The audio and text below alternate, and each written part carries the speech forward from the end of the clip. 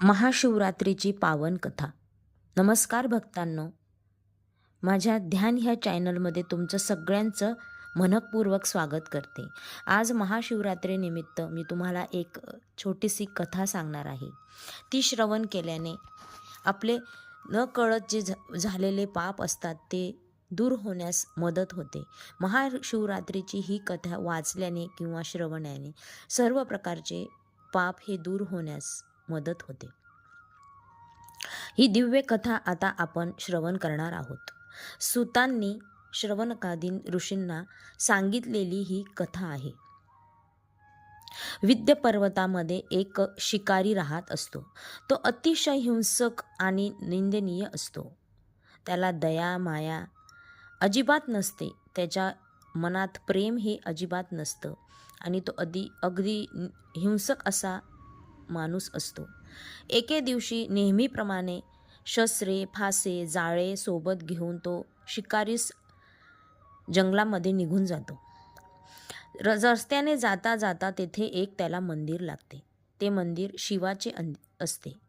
त्या मंदिराला सुशोभित केलेले असते. दिव्यांनी पूर्ण सजवलेले असते. तेथे मंगलमय असं वातावरण असतं. ऋषीमुनी अभिषेक करत असतात. तिथले जवळपासचे जे रहिवासी असतात ते तिथे जागरण भजन कीर्तन करत असतात. काही ऐकत असतात. खूप असं मंगलमय असं वातावरण तिथे असतं. हे सगळं पाहून तो शिकारी एकदम चक्रावून जातो की हे इथं सगळं काय चाललेलं आहे आणि हे असं असतं का? असं काही नसतं असं म्हणून तो अगदी दुराचाराने हसू लागतो. आणि जाता जाता त्याच्या कानावर जे शिव हर हर असे जे मंत्र पडत असतात ते ऐकून तो अगदी हसतो आणि चेष्टा करू लागतो. आणि चेष्टेने रस्त्याने म्हणत शिव हर हर शिव हर हर असं म्हणत तेथून निघून जातो. तेथून निघाल्यानंतर पुढे जातो. पुढे जंगलामध्ये तो शिकारीचा शोध घेतो. परंतु त्याला त्या दिवशी एकही शिकार मिळत नाही. मग तो शिकारीच तो तसाच पुढे चालतो आणि एका झाडावर जाऊन बसतो की इथे आपल्याला नदीकाठी जे झाड असतं तर नदीवर जे प्राणी पाणी प्यायला येतील आणि त्यामुळे आपल्याला इथे एखादी शिकार मिळेल. आणि ह्या मताने तो वरती झाडावर जाऊन बसतो. परंतु ते झाड निघतं वेलाचं. त्या वेलींच्या ज्या लता असतात, ज्या काही पारंब्या असतात खाली लोंबत असतात, त्याला त्याचा जो बाण आहे त्याचा तो नेम साधायला अडथळा येत असतो. आणि म्हणून तो काय करतो, त्या वेली तोडून टाकायचा विचार करतो. त्याप्रमाणे तो सगळ्या त्या वेली तोडतो आणि खाली टाकतो. खाली विष्णूंनी तयार केलेलं एक मोठं महादेवाची पिंड असते. त्या पिंडेवर कळत नकळत वेलांचा वर्षाव होऊ लागतो. आणि तो जे वेडे वाकुडे तोंड करून हर हर शिव हर हर शिव हर हर असा जो मंत्र जपत असतो, कळत नकळत तो जप आणि ते जे बेलाची पाने असतात ती त्या पिंडेवर पडतात आणि त्याच्याकडून एक प्रकारची ती पूजा होते. आणि मग तो तिथे बसतो आणि शिकारीची वाट बघू लागतो. पहिली शिकारी येते त्याची हरिण. ती हरिण त्याच्याकडे बघते की इथं शिकारी बसलेला आहे आणि तो आता मला बाणाने मारणार. तोपर्यंत ती मनुष्य आवाजामध्ये त्याला म्हणते, शिकारी मला मारू नकोस. मी गर्भधारिणी आहे. मला बाळ होणार आहे आणि तू जर मला मारलं तर तुला फार मोठे पाप लागेल आणि त्यामुळे तू त्या पापाचा धनी होशील. आणि तू तू एका हरिणाला मारल्याचे जे काही पाप असतं ते खूप मोठं असतं. एक हरिण मारल्यावर 100 गायींची हत्या होते असं मानलं जातं. आणि त्यामुळे तू ही पाप काही घेऊ नकोस. आणि म्हणून तो त्याला अडवतो. तो म्हणतो, असं मी काही मानत नाही. माझं तर शिकार करण्याचा स्वभाव आहे. मला तर शिकार करायचीच आहे. पण ती म्हणते, अरे आत्ता नको शिकार करू. मी माझ्या बाळाला जन्म देते आणि ते बाळ मी व्यवस्थित अगदी जागेवर ठेवून येते सुरक्षित स्थळावर आणि मग येते आणि मग तू मला मार. असं सांगून त्याला भरपूर असं ज्ञान द्यायचा प्रयत्न करते. बरंच काही सांगते, विनवणी करते. आणि मग तो तिला म्हणतो की ठीक आहे, बरं आहे, तू जा आणि तुझ्या बाळाला जन्म देऊन परत ये. पण मी तुझी इथे वाट बघतो. तोपर्यंत मी इथेच बसतो. बरे असं म्हणून ती निघून जाते. तो परत बेलांचे पाने तोडतो, वेली तोडतो आणि परत खाली टाकतो. खाली टाकताना त्या शिवलिंगावर बरोबर त्याचा वर्षाव होतो आणि तोंडाने चाळे करत असतो. हर हर शिव, शिव हर हर, हर हर शिव असं तो बोलत राहतो. असं बोलल्यानंतर मंत्रजाप सुरूच राहतो त्याचा. त्याच्यामध्ये अर्धा प्रहार उलटून जातो आणि त्याचे जी काही कळत नकळत पाप असतात ती अर्धी पापे त्याची नाहीसे होतात. असाच दुसऱ्या प्रहाराला अजून एक हरीण येतं.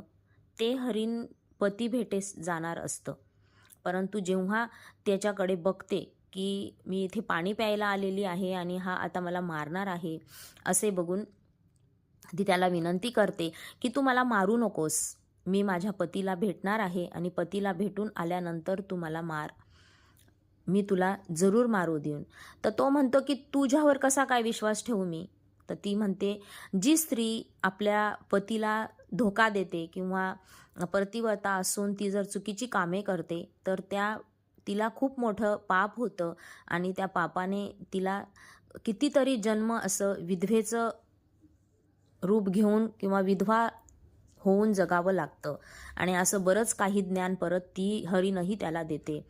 ती तो सगळं ऐकतो आणि त्याला वाटतं की नाही काहीतरी चांगलं सांगत आहे, म्हणून तो म्हणतो की जा ठीक आहे. ती पण पाणी पिते आणि तीही निघून जाते.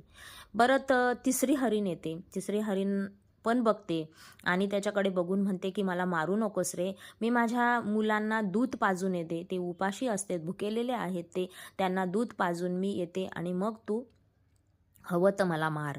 मग तो म्हणतो की तुझ्यावर कसं काय विश्वास ठेवू मी, तू अजून कोणतं मला ज्ञान सांगणार आहेस. मग ती म्हणते की जी जी व्यक्ती किंवा जी स्त्री आपल्या बाळांना चांगलं वागत नाही किंवा आपल्या मुलांशी चांगलं वागत नाही, तिलाही वेगवेगळ्या प्रकारच्या व्याधीतनं किंवा खूप असं कष्टातून जीवन व्यतीत करावं लागतं. आणि प्रत्येक योनीत येणारा जो व्यक्ती आहे त्याने आपलं जी काही नित्यधर्म कामे आहेत किंवा जे आपलं काम आहे ते अगदी व्यवस्थित करायला पाहिजे. आणि म्हणून मी तुला वचन देते की मी परत येईन माझ्या मुलांना दूध पाजून आणि मग हवं तुला मला मार, असं म्हणून तीही पाणी पिऊन निघून जाते. तो म्हणतो बरं आहे, ठीक आहे, असं म्हणून ती निघून जाते. हे सगळं करताना तो त्या वेली कापतच असतो. शिवलिंगावर त्या बेलाच्या पानांचा वर्षाव करत असतो आणि त्यामुळे त्याच्या हातून खूप असं पुण्याचं काम घडतं. असं होत होत सकाळ होते आणि त्या तिन्ही हरणी त्यांचं कामं करून परत येतात. परत आल्यावर बघतात तो शिकारी तिथेच बसलेला असतो आणि ती जी हरीणे मुलांना जन्म देणार असते, बाळांना, ती तिच्या पिल्लांना जन्म देऊन त्यांना घेऊन येते. असं करून ते सगळे तिथं येतात आणि ते सांगतात की अगोदर मला मार. दुसरी हरीण म्हणते की नाही पहिले मला मार. मग तिसरी म्हणते की नाही मला अगोदर मार. असं बघून त्याला खूप आश्चर्य वाटतं की हे एक प्राणी जात आहे, प्राणी असून हे एकमेकांच्या जीवावर जीव देणारे आहेत, किती प्रामाणिक आहेत, त्यांचा शब्द पाळून ते इथं आलेले आहेत. आणि एकामेकांचं बद्दलचं प्रेम बघून त्याला खूप अगदी आश्चर्य वाटतं आणि त्याला वाटतं की एक मी मनुष्य योनीत जन्म घेऊन माझा काही उपयोग नाही आहे आणि हे प्राणी असून सुद्धा किती प्रामाणिक आहेत आणि त्यांनी शब्द पाळून ते इथे आलेले आहेत. हे बघून त्याला खूप असं गहिवरून येतं आणि तो झाडावरून खाली उतरून त्यांचे पाय धरतो आणि म्हणतो की मला माफ करा, मी खूप पापी आहे, मी खूप पाप केलेले आहेत, माझ्या पापांना तुम्ही क्षमा करा, असं म्हणून तो रडू लागतो. त्याच वेळेला आकाशातून एक विमान येतं आणि त्याच्यामध्ये देव असतात आणि ते देवदेवता सगळे म्हणतात की महादेव म्हणतात की मी तुझ्या ज्या आत्ता तू जे काही केलं आहेस आणि तू जे काही नकळत शिवाच्या पिंडेवर बेलाच्या पानांचा वर्षाव केलेला आहे, त्यामुळे तुझे सगळे काही पाप धुतले गेलेले आहेत आणि मी तुझ्या आराधनेने पूजेने अगदी प्रसन्न झालेलो आहे आणि मी तुला ह्या सगळ्या पापांमधून मुक्त करतो, असं म्हणून त्याला विमानात बसवून घेऊन जातात आणि त्याचे सगळे प्रकारचे पाप दूर होऊन अगदी ही एक पावन कथा तेव्हापासून निर्माण झालेली आहे. आणि ही वाचल्याने आपले ही खूप असं कल्याण होतं, आपले नकळत घडलेले पाप नष्ट होतात आणि म्हणून ही सगळ्या भक्तांनी अगदी मन लावून पूर्ण कथा ऐकावी, असं मी तुम्हाला सांगू इच्छिते. हर हर महादेव.